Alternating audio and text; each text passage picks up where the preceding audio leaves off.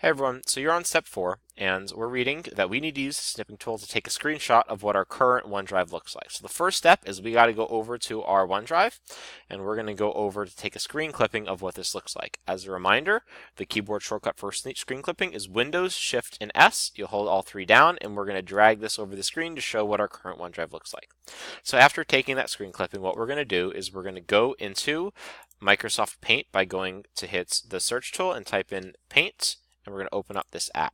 We're then going to hold down Control V to paste this photograph in here, and we can Control V, we can put this in as many times as we need. We only need it in once, but basically the reason I'm doing this is to show you that this is saved to your clipboard, so that wherever you need to paste it in, we can continue to do so. For example, after we save this file, we're going to have to paste this back into the OneNote notebook over here, which I'm just going to go ahead and do right now, just to show you. You just paste it in. You don't have to do anything fancy with the file, but we want to take this file over here of our paint, and we want to save this so that we have a record of it. So what we're going to do is we're going to go to File, we're going to go to Save As, and we are going to go to this PC, scroll down to the OneDrive, and we're going to go to our folder, the Computer App Life folder.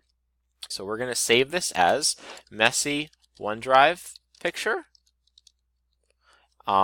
And you're going to put this into your OneDrive by saving that, and that way you have a record of your messy OneDrive photo. So that way it's saved to the OneDrive, so you get taught how to save it to your OneDrive, and we also still have it in question 4. So that's about it. You're going to move on to step 5 next. If you have a question, let me know.